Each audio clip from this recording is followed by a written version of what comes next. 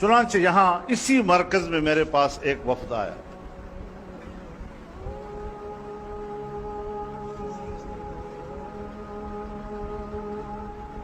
जिसमें पाकिस्तान के चोटी की कारोबारी तबके की क़ियादत भी थी और जिसके अंदर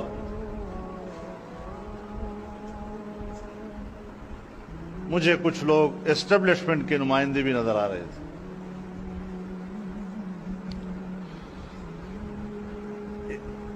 यहां भी मीटिंग हुई और इस्लामाबाद में भी मीटिंगें हुई और ये तकरीबन यही हफ्ते और 10 दिन के अंदर 3-4 मीटिंगें हुई।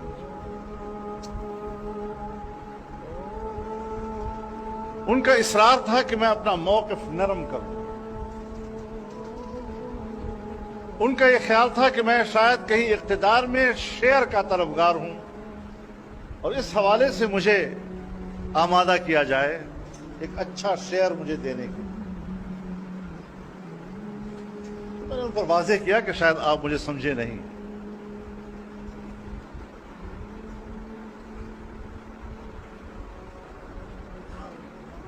इस्लामाबाद में मैंने उनसे कहा कि जिस मकसद के लिए आप तशरीफ लाए हैं, जिस हुकूमत के लिए आप मुझे आमादा कर रहे हैं कि मैं अपना मौक़िफ़ नरम करूं या उनके साथ मामलात में शरीक हो जाऊं, तो मैं आज इस मीटिंग में इस चैप्टर को बंद करता हूं और मैं इस एजेंडे पर शायद आपसे अगली मीटिंग न कर सकूं। मैं माजरत खा हूं। उन तमाम पर कुछ लम्हों के लिए एक सुकूत तारी हुआ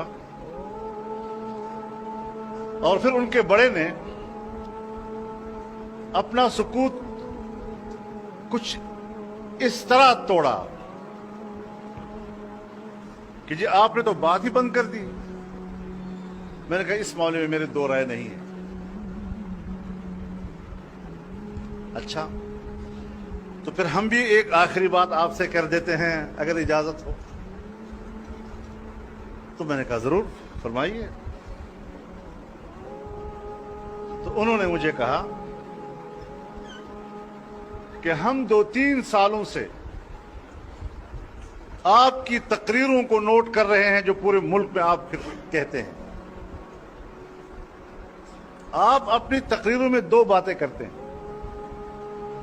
एक ये कि ये यहूदी एजेंट है और दूसरा ये कि जंग तहजीबों की है और ये मगरबी तहजीब के नुमाइंदे। तो फिर मुझसे पूछा कि हमने गलत तो नोट नहीं किया। मैंने कहा आपने बिल्कुल सही नोट किया है, मैंने यही 2 बातें।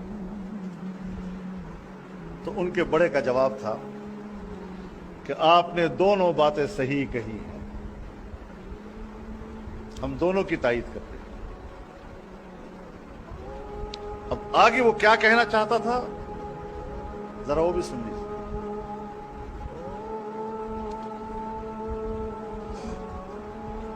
कि दुनिया में बहरहाल जंग मईशत की होती है और दुनिया की मईशत यहूदियों के कब्जे में है।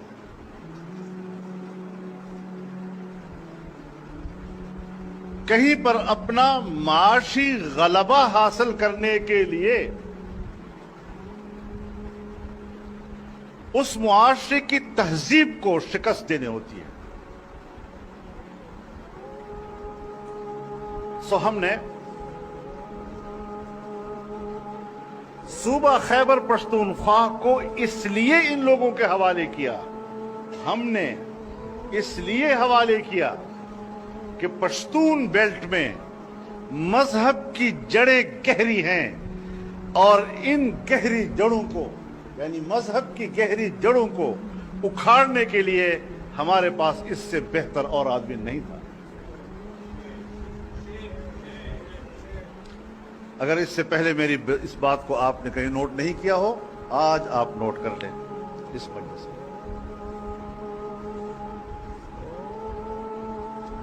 अगली बात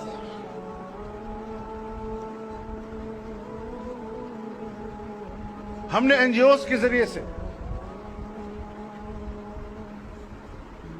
इस सूबे में 15 साल काम किया है ताकि नई नस्ल को हम मजहब से दूर कर दें। और हमने ग्राउंड के ऊपर पैसे वाला तबका पैदा कर लिया।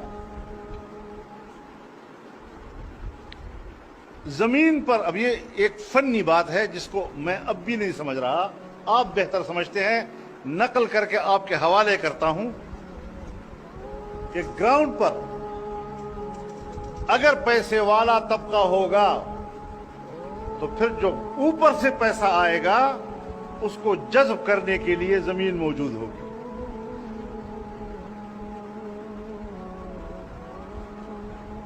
लिहाजा अब बाहर से पैसा आएगा और बहुत ज्यादा पैसा आएगा और गली कूचे तक जाएगा और आपकी मस्जिद तक और मस्जिद के मौलवी तक जाएगा। और मुझे मुखातब करके कहा, मौलाना साहब फिर उस वक्त तुम तन्हा रह जाओगे, तुम्हारा मौलवी भी आपके साथ नहीं होगा। लिहाजा हम फिर आपसे कहना चाहते हैं कि आप इस पैसे की तकसीम के अमल में शरीक हो जाएं। अब पूरे इस फलसफे को समझने की कोशिश कीजिए कि क्या कहा जा रहा है। और मुझे कहा कि इतना हमने यहां पर एक पैसे वाला तबका पैदा किया है कि आज जब सिंगापुर, जापान और चीन को फ्लाइटें जाती हैं तो उसमें 80% ताजर आपके सूबे का होता है। ये बिलावजह नहीं हुआ। पैसा आएगा, गली कूचे तक जाएगा, तुम्हारी मस्जिद तक और उसकी इमाम तक जाएगा और तुम तन्हा रह जाओगे। तो मैंने कहा कि ये हम पे छोड़े, हम तन्हा रहेंगे या नहीं रहेंगे। और कोई 2 महीने के बाद फिर मुझे फोन किया कि पैसा आ गया है और गालिबन पहला किस्त 300 अरब डॉलर का था और उसके बाद दूसरी किस्त गालिबन 200 अरब डॉलर की थी। स्टर्लिंग पाउंड्स में पैसा आया और फिर फोन किया कि पैसा आ गया है। हम फिर एक बार आपसे कहते हैं कि आप इस अमल में शरीक हो जाएं। मैंने कहा नहीं होगा।